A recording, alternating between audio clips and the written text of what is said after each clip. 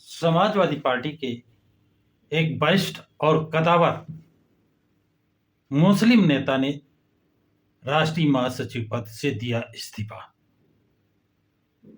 ये बहुत बड़ी बात है और ये बहुत बड़ा झटका समाजवादी पार्टी के लिए है।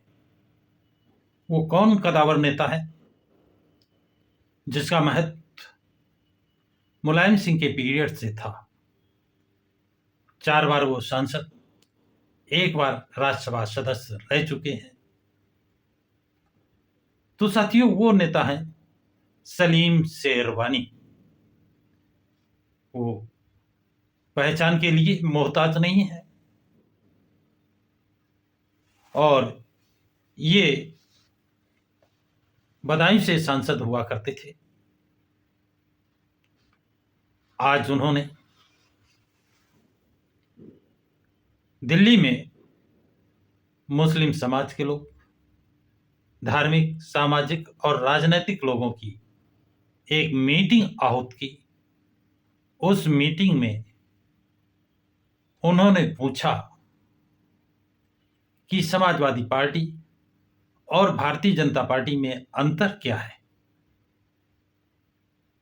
बहुत बड़ा सवाल था कि सपा और भाजपा में अंतर क्या है, मतलब दोनों एक ही जैसी है। ये सवाल जब मुस्लिम समाज में पूछा गया तो सब दंग रह गए और इसका सटीक उत्तर किसी के पास नहीं था। अंतोगत्वा एक सर्वसम्मत से निर्णय लेकर सलीम शेरवानी ने पार्टी के राष्ट्रीय महासचिव पद से इस्तीफा देने का काम किया, इस्तीफा देने का निर्णय ले लिया। और सवाल उठाया गया कि मुलायम सिंह यादव ने मुस्लिम लीडरशिप कैसे खत्म की। जैसे उसका उदाहरण दिए लोगों ने कि बदायूं से 4 बार सलीम शेरवानी सांसद थे और नेताजी मतलब मुलायम सिंह यादव ने कहा कि शेरवानी इस बार यहां मैं चुनाव लड़ूंगा। शेरवानी ने वो सीट छोड़ दी और मुलायम सिंह यादव वहां से चुनाव लड़े। लेकिन अगली बार उन्होंने अपने परिवार धर्मेंद्र यादव के लिए वो सीट छोड़ दी, लेकिन सलीम शेरवानी को वहां से चुनाव लड़ने का ऑफर नहीं दिया। इसी तरह उन्होंने कन्नौज, मैनपुरी, फिरोजाबाद और आजमगढ़ में मुस्लिम लीडरशिप को समाप्त करने का काम किया। वहां पर स्वयं पहले मुलायम सिंह यादव चुनाव लड़ने जाते हैं और बाद में अपने परिवार के लोगों को वो सीट दे देते हैं। इस पर बड़ी चर्चा हुई और पहली मीटिंग जो हुई थी उसमें सिर्फ सलीम शेरवानी ने इस्तीफा देने का निर्णय लिया। लेकिन कहते हैं कि समाजवादी पार्टी का एक बड़ा नेता भाजपा के किसी बड़े नेता से मिलने गया था। कौन गया था, ये अभी बात पर्दे में है। लेकिन 27 तारीख को जिस दिन विधान परिषद का चुनाव होगा, कहते हैं उस नेता के मिलने के बाद ही भारतीय जनता पार्टी ने अपना उम्मीदवार संजय सेठ को उतारा है। अब क्या वार्ता हुई, क्या नहीं हुई, किस संबंध में गए, किस संबंध में नहीं गए, इस पर अभी कुछ निश्चित रूप से नहीं कहा जा सकता है, सिर्फ कयास लगाए जा सकते हैं। लेकिन कहते हैं कि शाम को मुस्लिम समाज के सामाजिक, धार्मिक, राजनीतिक लोगों की फिर से बैठक होगी और उसमें कोई ना कोई निर्णय लिया जाएगा, क्योंकि मुस्लिम समाज का रुझान इस समय समाजवादी पार्टी से हट चुका है और जो कुछ थोड़ा बचा है वो भी हटने का मूड बना चुका है। क्या निर्णय होता है, नहीं होता है, इसकी जानकारी होने पर उपलब्ध कराई जाएगी।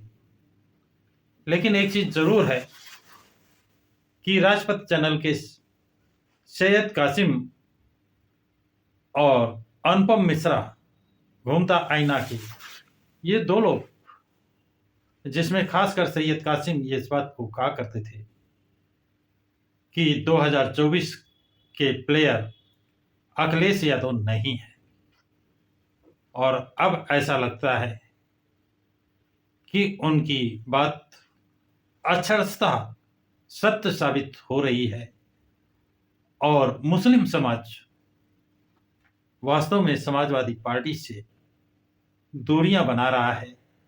विश्वस्त सूत्रों से प्राप्त जानकारी के अनुसार ये तो सलीम शेरवानी का इस्तीफा मात्र इस्तीफा ही ना समझे, हो सकता है इसके बाद इस्तीफों की झड़ी भी लग जाए।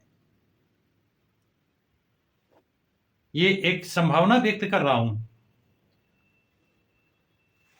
कि मुस्लिम समाज जिस तरह से पल्लवी पटेल ने आरोप लगाया था कि पीडीए का नारा है, लेकिन राज्यसभा चुनाव में पी कहां गायब हो गया।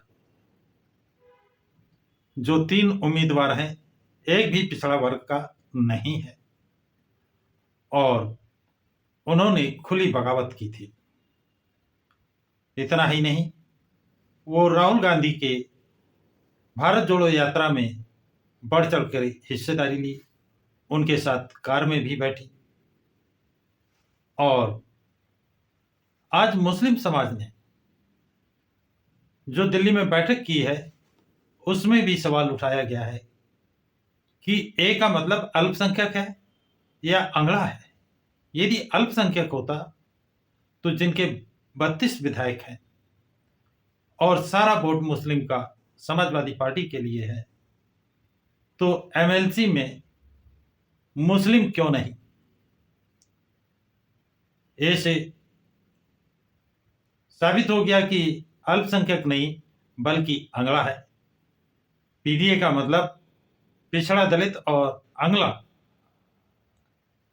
जनरल, अंगड़ा, अब अल्पसंख्यक नहीं है।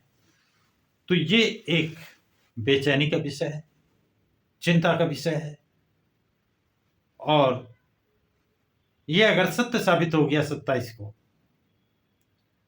तो हो सकता है कुछ और लोग भी सलीम शेरवानी का अनुसरण करें, तो कोई अतिशयोक्ति नहीं होगी। तो देखते रहिए साथियों प्रकाश की राज चैनल को। आगे क्या होगा, जो जानकारी मिलेगी उससे अवगत कराऊंगा। लेकिन इस वीडियो को लाइक शेयर जरूर करें तथा प्रकाश की राज चैनल को सब्सक्राइब जरूर करें।